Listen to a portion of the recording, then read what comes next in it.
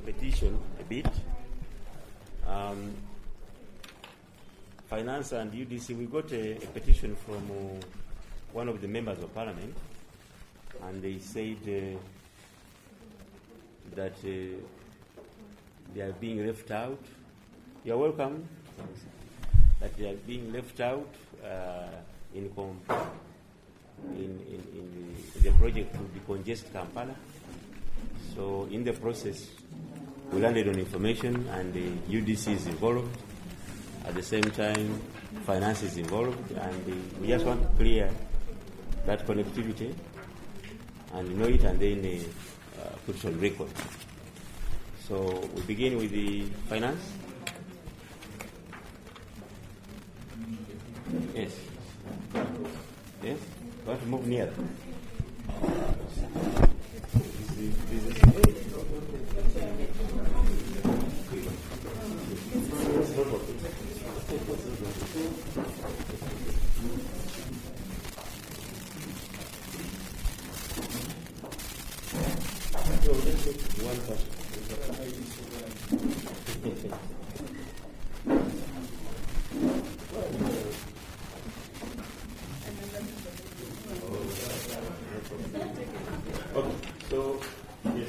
Thank you, Mr. Chairman.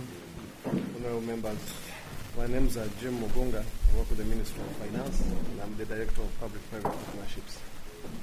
And the minister are committed, and I was asked to come.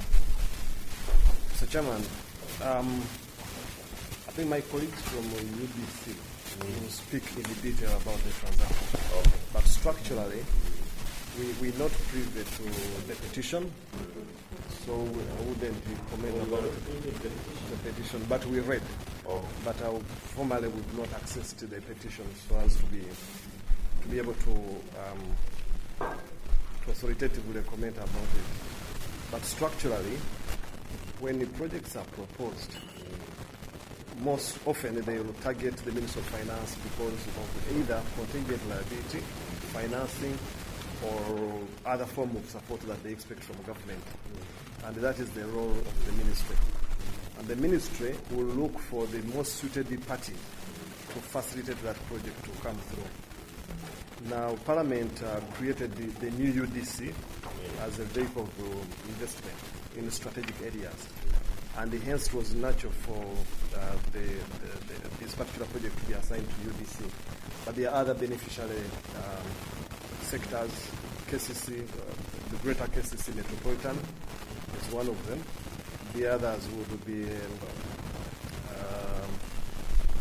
Ministry of Works for standards, for road usage and related interests that they have. So as a broader statement, I don't think that, and as the project evolves, other interested parties come on and the other stakeholders come on board. So as a broader statement to say that so UDC was picked and the others were left, I think that's quick in the process to reach. As you structure the transaction, you end up with bigger relations that bring on board the stakeholders. So, Chairman, if you could allow me, when we received the letter, particularly the letter addressed to the Minister, it is requested to explain in two roles. So the first one is explain the role you're required to play in the Tondeka Ashokle Land Partnership in light of their plans to decongest the city. Mr. Chairman, we take the view that Kampala city is congested. Broadly, as a government and parliament, you've decided to do multi-sector approaches to decongest the city. Those include highways, flyovers, buses. You remember, Mr. Chairman and members of parliament, that you actually took a decision to incentivize people to bring the bigger buses so that we shrink the matatus. So all of these efforts cannot be seen in isolation. And that's where we're coming from. So the role we are playing as a ministry is to ensure that we bring all of these separate pieces together so that by in the short term to medium to long term, we have a decongested city. So that's broadly that's what we would say. But the implementing agencies are there for these other partners of ours, including UDC, as a vehicle of investment, and then the Ministry of Works with the standards and so many other things. And of course, KCC as a consumer, a regulator, as an enabler, they are playing a role. Mr. Chairman, even within KCC, there will be sets of responsibilities that will be assigned. And the Chief Executive, ED of KCC, can able to speak to that. But you'll notice that early in the stages, you may not actually see KCC playing much role until they reach that stage when the transaction is about to yield. Speaking for myself as the director of PPP, whereas we think that going forward this is going to be a public-private partnership transaction, it has not been referred to us yet because, again, the cooking is still happening between the parties. Now, the law is very clear. In 2010, you passed the policy. In 2015, you passed the PPP Act. And the PPP Act is public. We have regulations and rules. I know that UDC, good enough, their current chief executive was a member of the PPC, the board. So he actually knows the policies and the processes to go through. I believe that when they are structuring, they are still in the cooking, and then when it materializes for registration, they are going to then refer it to the PPP unit for it to be processed. And eventually, time comes, Mr. Chairman, when all of these transactions must be presented to Parliament. That's what the law says. So I think there was a bit of haste to conclude that the bill is being concluded without involving so many others. The second part of the question was explain the meaning of the letter of comfort and its attendant implications.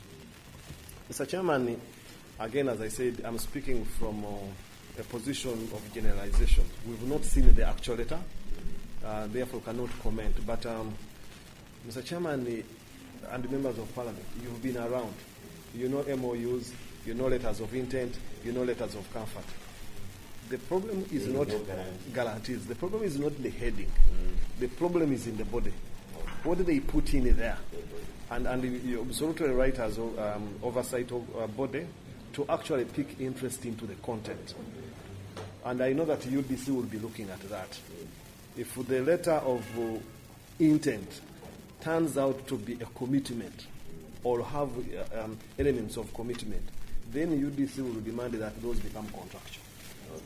If a letter of comfort turns out to be a letter of intent, then they will not accept it as a letter of comfort, because a letter of comfort would rather come from a body that is recognizable, that actually says, whereas you've not seen cash on the table, but we, the Central Bank of, or the Development Bank of India or UK, confirm that these resources are blocked. So it's that detail that matters. But sir, in the absence of these documents, at our level we've not seen them. We believe that the petitioner maybe has them, and the Parliament will eventually avail them. We would be more than willing to review them and formally sign off an opinion which you can avail to the committee. So, Chairman, having said that, I will ask my colleagues from UDC who have been in the kitchen to now explain the transaction as it is. So, because one of the documents that became to us, I can read one.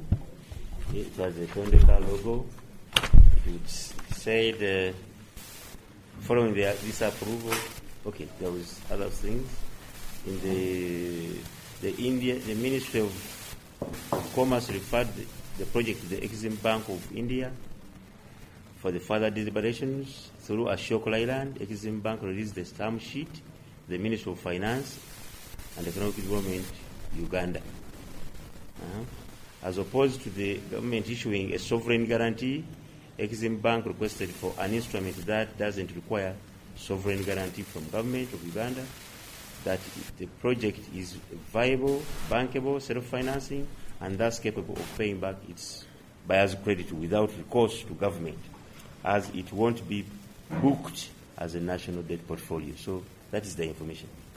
So, Chairman, but you see, that's exactly where the problem is. Yes.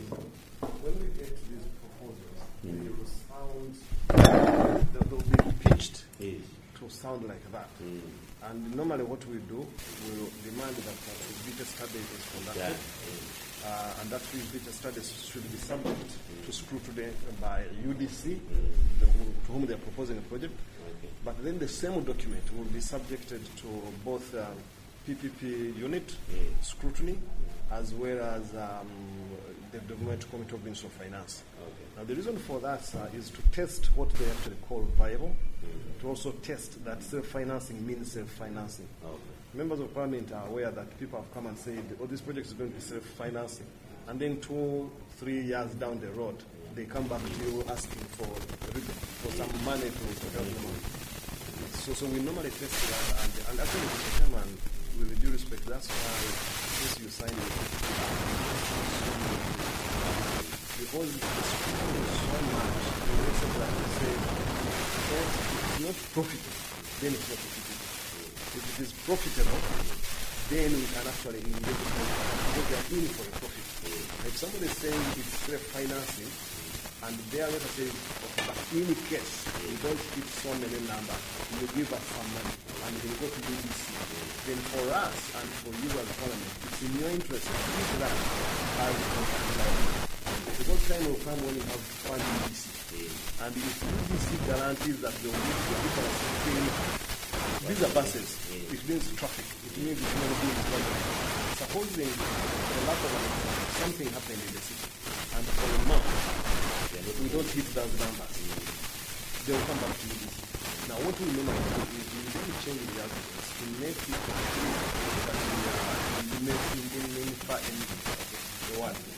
indemnified from those liabilities.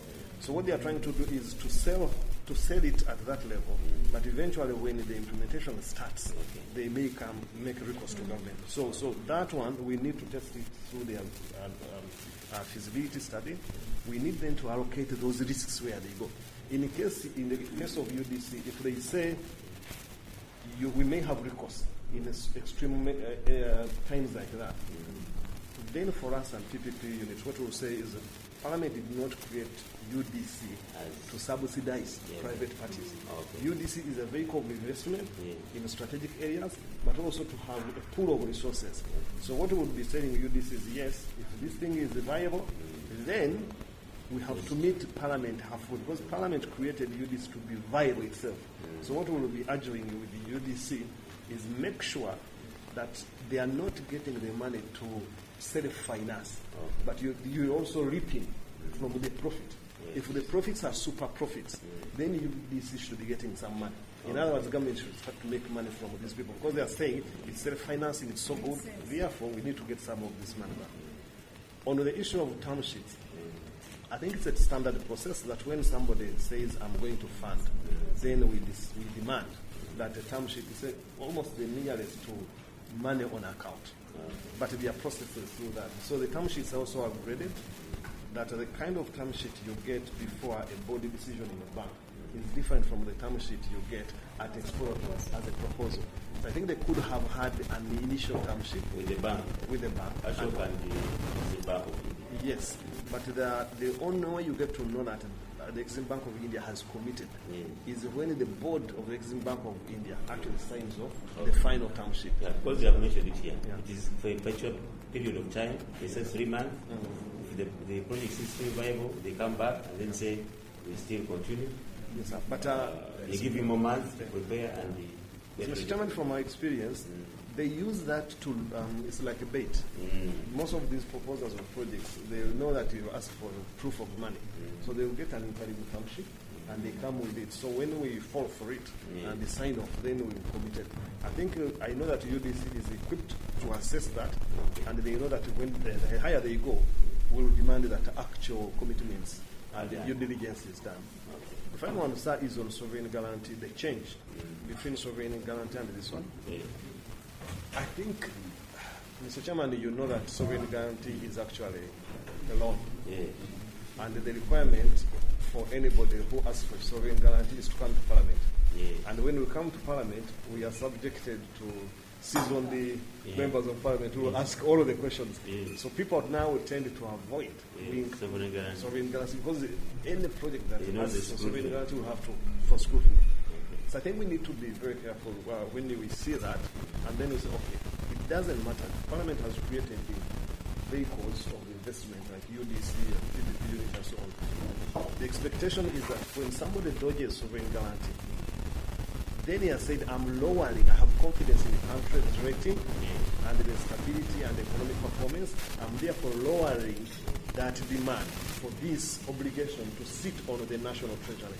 And when that happens, then we shouldn't see them smuggling those conditions in the loan documents. Because they can actually hide them there. They become liabilities payable by a state. And so we need to scrutinize them. So it's another way of beating parliamentary scrutiny when we avoid them. Okay. Of course, they are a bit technical in the explanation, but what you're saying, there are more details. You're saying look at the details in the letter of comfort, and the two, the controls you have as the project continues is that you have a PPP unit, for which law we created in 2015, and then two, that there's a development committee as a ministry which also looks at the document further to look at the detail to know whether what you are saying or stating is actually what is in the paper. And you have said that we are in the initial stages of the process and no commitments have been made by finance. Okay. Not VDC. Okay. Thank you so much. Can you present? Yes. Speaking from where I stopped. Yes.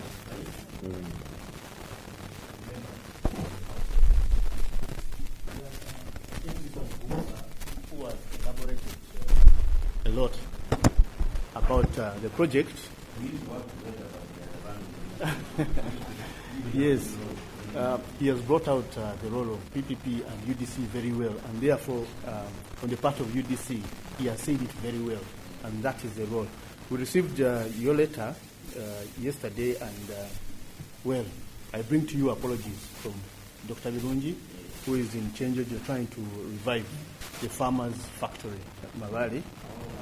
Yes, which is going to come back, and the farmers are going to be happy in Chenjejo. And back to why we're here. We got a letter from a copy from the Minister of Finance to the Minister of Works, expecting to receive a well-prepared and detailed concept note for the Tondeka project from UDC for their review. That is Minister of Finance's review and analysis by the Development Committee. So I think that's where we are, and our role was to do exactly this and pass it on to Minister of Finance. The details she can give, if time allows, the details of the whole transaction she can give, and the chronological steps. Yeah. Thank you, Chair and members. When following the letter, and really to add on to what our colleague Mr. Magula said, when we received instructions about Tondeka, ours was to appraise the concept that had been submitted to the government, from the Ministry of Works to the Ministry of Finance. The involvement of UDC meant that this should be a commercially viable investment. It must make sense economically. It must make sense, speak to the politics, to the legal, to the environmental, all the investment parameters that you typically consider in an appraisal. So we embarked on that process. That's exactly what we have been able to do so far. Our findings have been communicated in at least 2 or 3 communications to the Ministry of Finance. The last response we have from the ministry was sent yesterday. I think we received yesterday, responding to some of the back and forth, seeking clarity on some of the components of what our appraisal report states. So, really to be precise, we are still at an appraisal process. Once it is perceived as an investment that makes sense along all the parameters that have been indicated, then for us our job will be done. wait for further instructions on the implementation. We also have proposed, of course, as part of the appraisal, a proposed structuring modality. Once we have those reviewed and analyzed in detail, then they will be communicated back to us. To date, that has been our role. Yes. Honorable Chair, but the bigger picture is like, what will UDC do or be bad, just like in the concept? Because they was talking about you acting as the government's eyes on the project, like you control the escrow account as money is collected. So that's what one hear.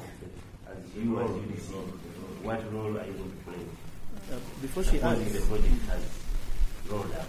Yes, before she adds, I think as an investment arm of government, we need to see projects that are sustainable and viable. And therefore, Tondeka, under the economic development mandate of UDC, we will be there to ensure proper management of the project, and therefore, since it will be a loan from Exim India, ensure that that loan is paid back.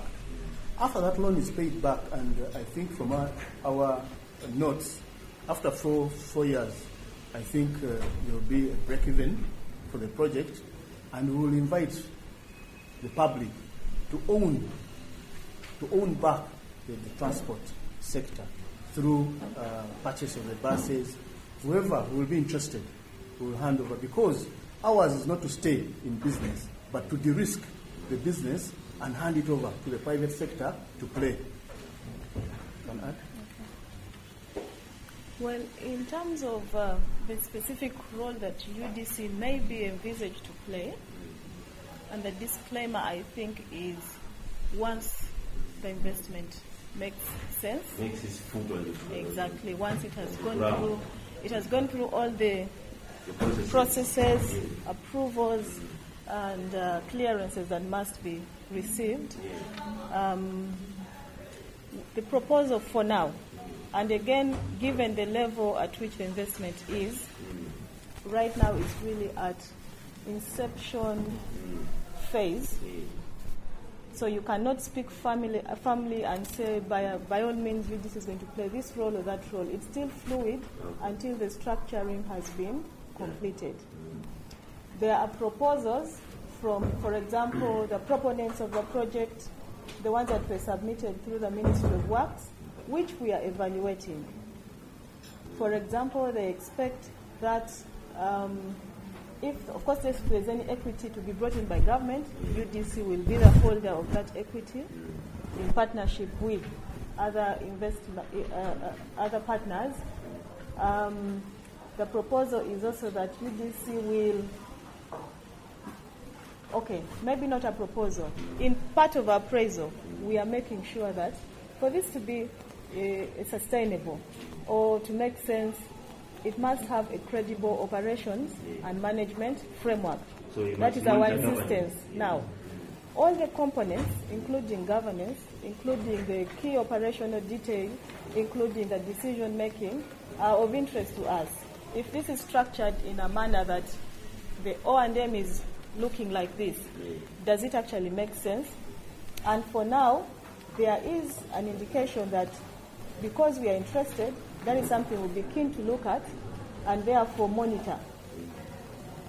Part of the operations from the proposal is that it should be a cashless system. There is an ITS infrastructure to be deployed. What does that actually translate in the day-to-day operations of such a project or such an investment? And what role or what interest must we take as UDC to make sure that what is being proposed is what actually gets actualized? It's still fluid, but indeed there might be a role if it is approved or once it is approved. I think the other issue is if the financing is approved as proposed, that it will come from the Exim Bank of India, and of course the only legitimate borrower here would be the Ministry of Finance. But for those resources to go to the SPV that will have been created, again, there are options. Does it go in as equity? Does it go in as a debt? Does it go in as a combination of debt and equity? And who holds what instrument? UDC will definitely have a role to play in that structure. All we can say for now is that it's still a structuring modality, not yet final. Once it is final, of course, they will be approved, and once approved, all that knowledge will be laid bare before the Parliament. Okay. Yeah.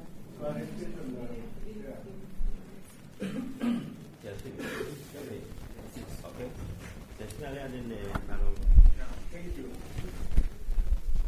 From my understanding of an appraisal process, at that level there are no commitments. You are looking at the potential, the possibilities, and all these kind of things. But from my own understanding is that there is a lot of comfort. Should we say it's a forgery? How do we get a lot of comfort at the stage of appraisal?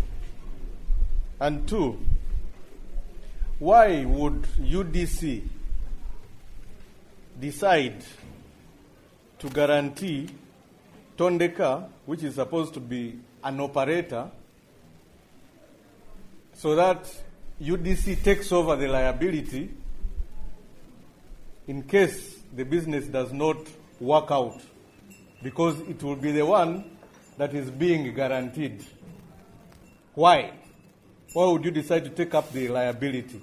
And anyway, by the time Tondeka comes in, I would imagine it is supposed to come in at the level of the PPP, when all the appraisals have been made, all the decisions have been made, when the project is almost at takeoff, and now UDC is looking for a private partner to help it run the business. Then another thing, because from what I also know, even if you're telling us it's an appraisal process, there is 20 billion shillings unfunded priority towards that project. What was the basis for you to come up with that figure if you are still appraising? And finally, why did you exclude KCCA, which is a major facilitator in this whole project? Because when the Lord Mayor came here, he told us he doesn't know anything about this project. Two, that company has done due diligence, even in the registrations bureau, does not exist. And three, there is not a single concept note or even project proposal to that effect. So for you, as our representative, development arm of government, whom are you dealing with?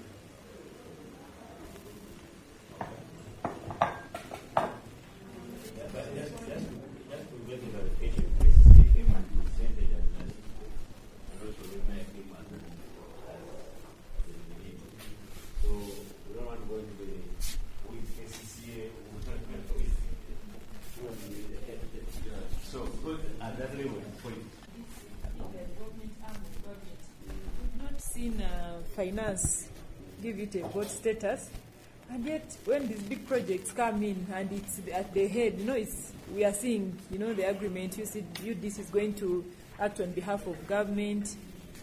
My worry is at one point, aren't we going to have projects disappear in that kind of state? Like, if it's not, yeah. My question is, please get the documents from all the documents that Tondeka came with here. Read them, know them, and know whether you are in or out. Yeah? That's UDC.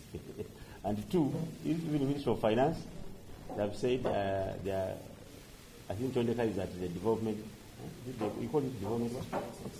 The development department in Ministry of Finance. The development committee at Ministry of Finance. Please, if they are the ones who are dealing with the matter, please also get that information and fully know your role, because you are going to be asked from now on what is your role? Because you have been mentioned in the document. KCC is going to be asked, what is your role? Ministry of Finance is going to be asked, what is your role? So from now on, get all those documents and appraise yourself about what is happening. Because what is out there is that Ashok Leyland and the Exim Bank of India are pushing for a project which we must, if we want, implement at the end of the day. So you must know all what is happening in that whole tripartite arrangement. Yes? Thank you, Mr. Chairman. This interaction, because I expected the presenter to talk about the issue of leaving out this bus manufacturer in Nama, the local manufacturer.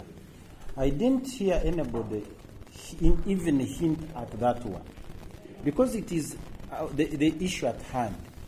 I wanted someone to mention something about leaving a manufacturer who is here and then going to India.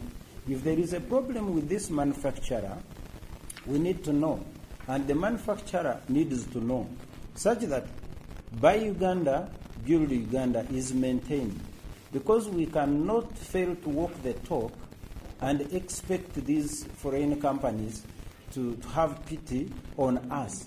We have to make sure that we do what we are supposed to do. So I expected someone to talk about it.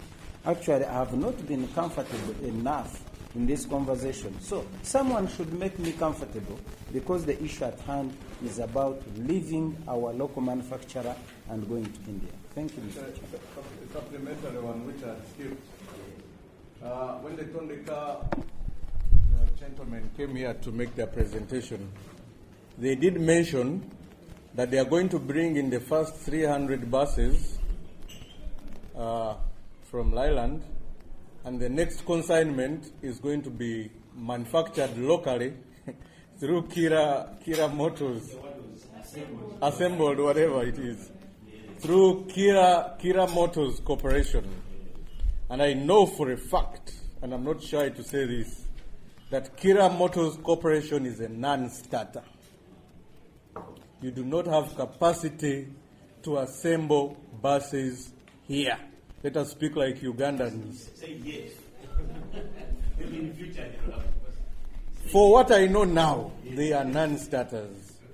Why wouldn't you pick interest in recapitalizing or supporting an already existing local manufacturer that he was talking about to build his capacity to assemble those buses? Because you know you cannot do it. Why wouldn't you do that? And then buy share, at least that recapitalization can translate into shares to government through UDC. That is what you can manage, the way we did it in Atiak.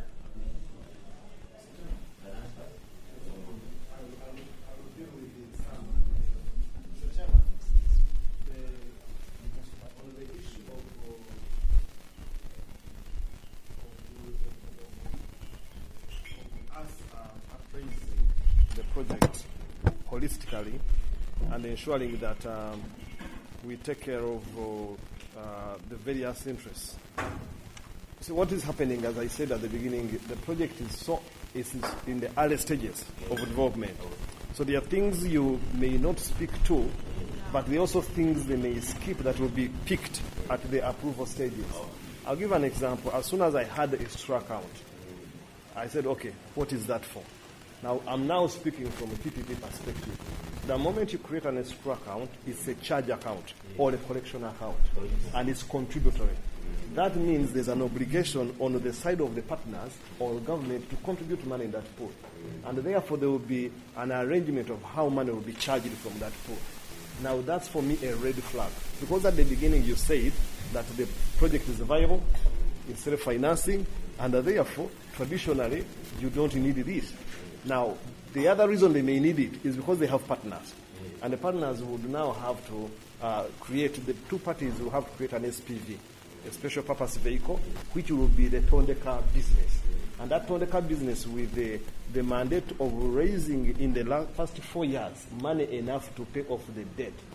if the feasibility says it's viable, then there is no need of the escrow account because the business will be funding the debt, will be retiring the commitment.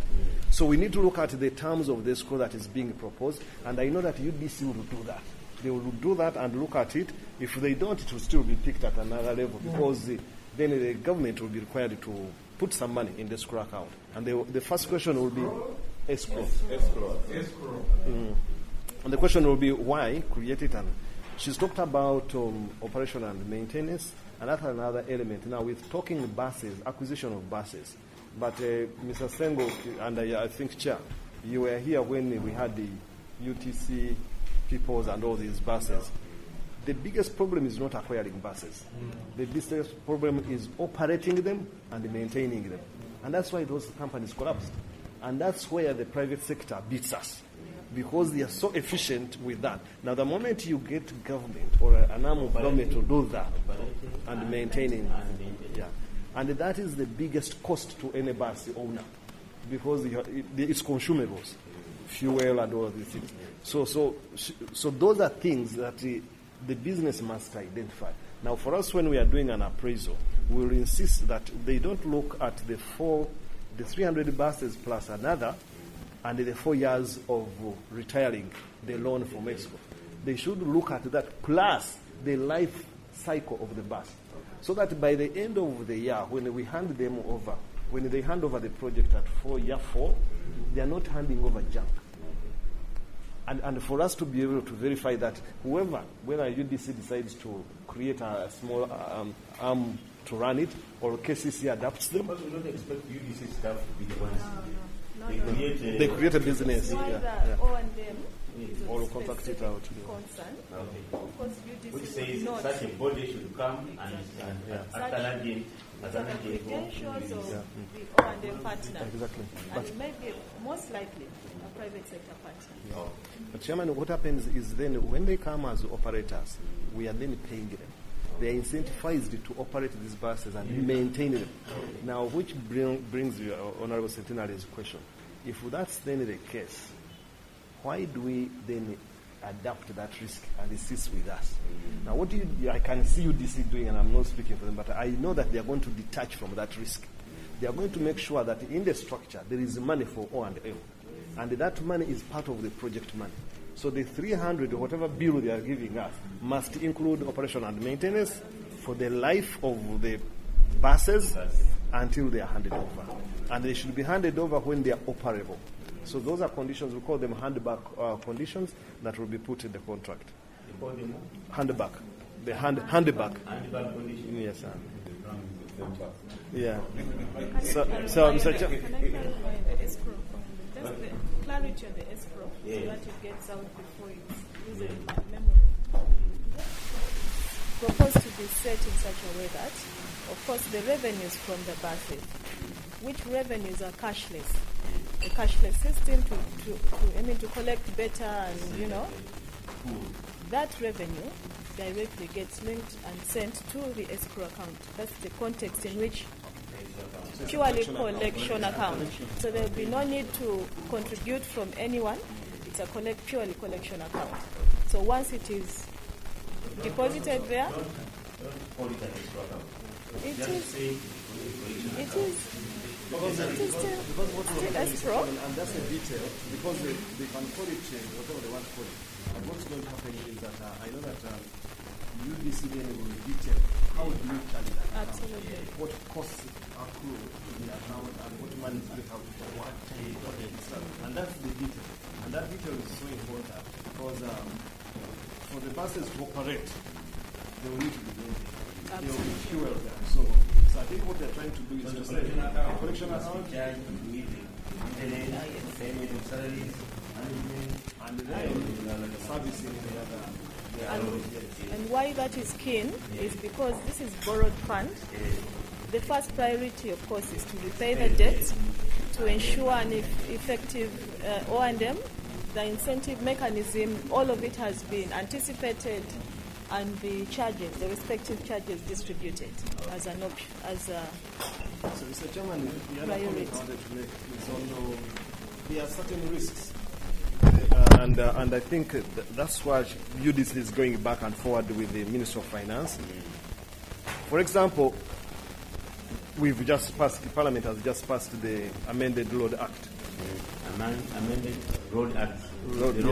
The Road Act. And yeah, so yes, a road accept. But within the KCC, there are things that UDC is not in control of, and the other partners are not in control of. Things like creating bus lanes, bus stops, and those create efficiency, because we're not talking about up-country buses. We are talking about buses that are going to operate here. So the connection between the parties and the KCC is going to be important at that stage, but in the planning stage, that's a commitment. Mr. Chairman, what will happen is when we exclude them in the deal structuring, what will happen is that time will come, and assuming, and I know UDC will not do, and Minister of Finance will not do that, but supposing you sign today with the Shock and all these people, and then the KCC comes back to Parliament and says, for me to turn Kampala street roads and create bus lanes, I need so much. And the bill is even bigger than the bill for the buses. We'll just stop. So that's what has been happening in the past. And that's where PPPs help. We anticipate everything. And for us, we insist that all of the parties that are relevant to a transaction like this must either confirm that they have the money or bring us a letter from Parliament that says Parliament is going to allocate this for those roads. Short of that, we capture it as a liability. That way, we don't sign a deal, a transaction like this, and then tomorrow we don't have the roads from which the... Just to re-emphasize what you're saying, the critical importance of PCCA in this matter is that they are the ones who have the sole mandate. The proposal from the other party. But as soon as they pick those sensitivities, then they start to assign the sensitivities to the relevant arms of government that have to deal with them. So it's a matter of time that will happen. So, Chairman, on the letter of credit, which was... I'm finishing, sir. On the letter of credit, the question was, is it fake? Comfort. Letter of comfort, rather. I think when a proposal like this comes, and the reason the ministry sends it down to UDC is for them to undertake a due diligence. So they will check the completeness of these documents, authenticity, and everything. If it's not done, it will be done up. Well, why guarantee Tondeka? Tondeka, I don't think is being guaranteed, but they've made a proposal where they want certain things, and then the UDC will assess them on that strength, and then align them where they are supposed to be. If you don't include the UDC in this proposal, then you have no existing government structure that is going to deliver the project. Now, including them did not mean that we've actually said UDC do it. I think the instruction to UDC was assess and come back. And that's what they're doing. Does it make sense? Commercial sense? Is it viable? The 20 billion UDC came up with should deal with that. But on the issue of again, Tondeka not being registered, again the due diligence happens. They are going to check. But, sir, with the due respect, what normally happens, these proposals start like this, and then when they go into operation, when there is a requirement of registering the consortium, the operators of the business. You remember I talked about the SPV. That's when they actually register a company. So at the concept stage, they don't have to register. But when they start making commitments, UDC is going to say, show me your operator. And they have an operator who has been operating in Tanzania, for example. They have a very good success. The moment they bring that on, we need proof that that operator has an agreement. So they create a consortium, and they have a consortium agreement that binds them. So those arrangements come at the next stage. I am really interested in the Kira, just like you are. Why? So what I can see, if the deal is to bring 300 buses, I can see UDC tell these people, firm it up in your documents, in an agreement, that the next 300 will knock in. Remember, after 4 years, they're exiting. So I can see UDC structured deal that says the 300, if we allow Leyland buses, 300 are the ones which are opening up the business. But in year 1.5, depending on the rollout, we expect you to have created an assembly plant for the other 300 which are going to be done locally. We expect you to have trained our people and skilled them. By year 2, we shall have so many buses because we have to retire the loan in 4 years. So those rollover and the financial model will have to depict when what capacity comes in and when we are going to be able to repay. Yeah. Okay. Thank you. And just to add to that point, you know, Mugunga, we did a lot together, so I know him and out. We can spend a whole day. They're expert on PPPs. Yes. Honorable Chair, after doing our work, we have preconditions, final decisions that we put across. One of them was effective stakeholder engagement, well documented. So that we are communicating that all stakeholders, KCCA, the municipal councils around Greater Kampala, and everybody interested in the taxi operators, all of them. And that is, I think, the one that must commit salary. Yes, KCCA comes in because they have infrastructure involvement, probably, and the budget that Parliament will look at later on. But also, part of the stakeholders is Kira Motors. And I think one of the documents we have signed by Professor, the head of Kira Motors, they agreed on some principles, which included principles between Kira and Tondeka, who are promoters of the project, that Kira will assemble some of the buses. Later on, that is the principle. They agreed. And in order to improve capacity of Kira, a shop will transfer skill into KMC so that they have capacity to supply the second phase, the third phase, and the fourth. So about Bubu, we are very well aware, and we are promoters of Bubu. However, we need to, there are steps to follow in this respect. What I wanted to add is more than actually them agree. It now becomes part of the structure of the concession, of the transaction. Yes. So what we will do is, on our side, we then be asking, does Kira therefore, after being given the steps, does it have the money to invest in the plant? If the money is not there, we flag it. Either government commits or UDC commits and we know where you go, or we make the project grow bigger than it is, make sure that we build in that component of creating that capability. So I really think it's two areas. We're still exploring the opportunities. You know, it's a 600 billion project. How much is going to Kira Motors Corporation to install an assembly plant, for instance, of that? Or does all of it go to Tondeka? Those are the nitty-gritty. It's not yet there, sir.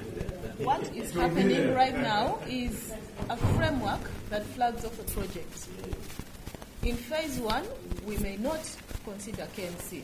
Indeed, because of the obvious things, the plant is being put up and whatever, and you get.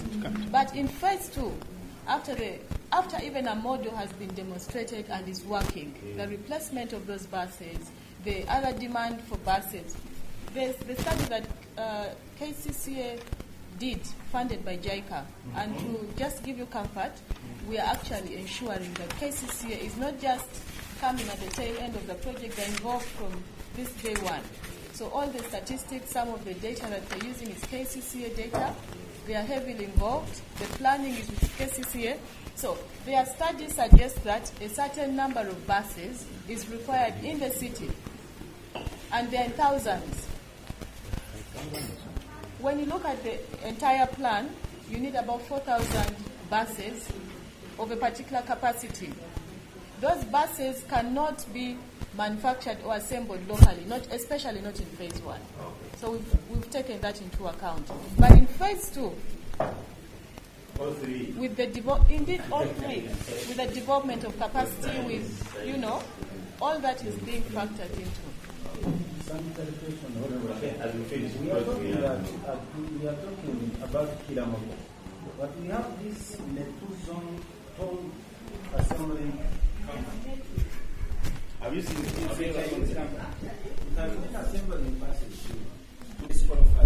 Again, for comfort, we have not exhausted our discussions with Metro. But we have spoken with Metu. In fact, the President even asked us to consider investing in Metu, expanding its capacity, but it's one of the considerations. No. The capacity that they are in, the capacity that they have may not be sufficient to even churn out a number of buses in a year. But this model in the analysis shows that for this bus program, mass transit, to make sense, a particular number of buses must be deployed in the city at the same time. So to have those buses deployed, you may not rely necessarily on the assembly plant. But working with them, you can phase out their contribution. Metu, KMC, we are in talks with all of them. There are many other things. Yes. Yeah, but they start. Absolutely. After sales support and all those things. So we are in discussion with all of them, and we are trying to look at as comprehensive a picture as we can capture. Yes. On the 20 billion. I think I discouraged the 20 billion discussion. Yeah, thank you. Absolutely. At the budget, To bid, yes. Because that was the budget from government. Maybe at the ministerial process, it won't be there. So, but there was a proposal. There was a proposal as a budget framework paper for it to, as an unfunded project of 20 billion. Well, as part of our planning, as part of our planning, of course, you know that when a project comes, it may not be a priority for even up to 4 years, but you don't wait in the 4th year to start planning for it. In the project Tondeka or mass transport is a good investment, but how it is structured to make sense is what we are trying to discuss. In the meantime, should it be approved, we don't want to start looking for money at the tail end of the project. Yes. I won't say forward, but when we come to the budget, actual to have a work plan, whatever. Absolutely. First already we should put a budget from on the scale. Okay, sir. First, I was wondering.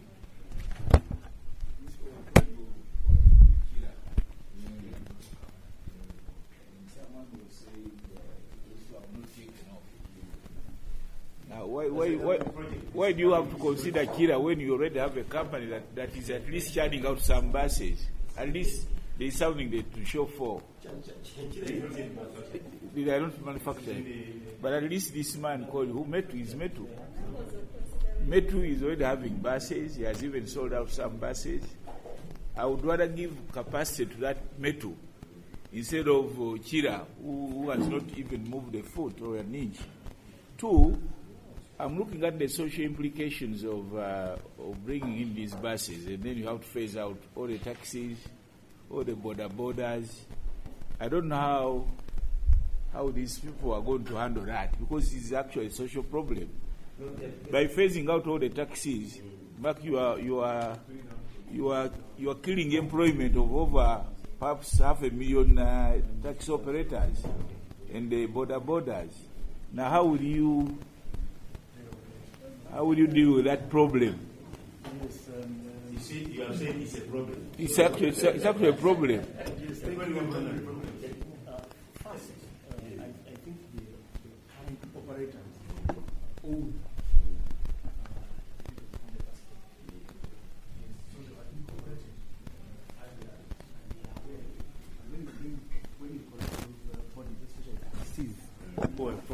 they have more problem than the bus operators. All those, if you bring them together, they are pointing at the government that you're delaying us. We want the buses. We went to the president. He told us buses are coming. We are ready. So, for them, they are ready to work with the development that are coming. The borders really is another problem.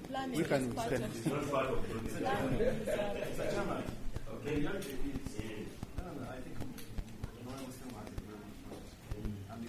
Those are the questions you have to deal with as the structure. What is going to happen the moment our streets are now already, the moment you create dedicated bus lanes, you basically telling everybody get out of that street. The only way the bus functions is, that main bus. The only way it functions is to use a dedicated lane. If you don't have a dedicated lane, the bus is as good as useless. That's why we don't have a lane in town. And now so his point is you then end up with creating those will fall under project affected persons. On the roads, project affected person is going to deal with the compensation for land and so on. I can see a structure that eventually either creates ownership in the second tier when we are decommissioning the buses. That these people are promised either we can create a circle for them to look towards owning these buses, so they start saving towards that. The moment you get them into the project and they buy in the other side where the project is headed, then they can, in a cooperative, actually become owners. They don't want to be on in the borders. They want to grow. So we'll think through all of that. As we said, it's the starting point. Actually, Mr. Chairman, the problem with this project is that it started with the buses. It's actually supposed to be a BRT system, bus rapid transfer system, with everything that works around the buses to feed into the process. But we can still reverse them because they are structured in this transaction. So it's not late, but yes, it's important to think through all of these stakeholders and deal with them. Like in Kenya, we just one morning and they say, no collaborators in the same business district. Yes. That's a political action. They had many. That's why they stopped them. So, yes, which one? We want to end.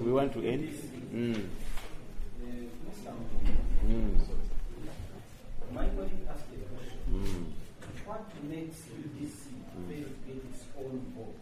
Since it's now being a lot of So she wanted your advice on that. Mr. Chairman, that's the question we will pass to the PSST. I'll take it back and I'll make sure that when he appears, he answers that. But yes. Okay, thank you so much. What I will just encourage is one, just like Mr. Mgunga said, have a hands-on on the whole process. Because now it is in the media, it is with the Ministry of Finance mentioned here, mentioned there.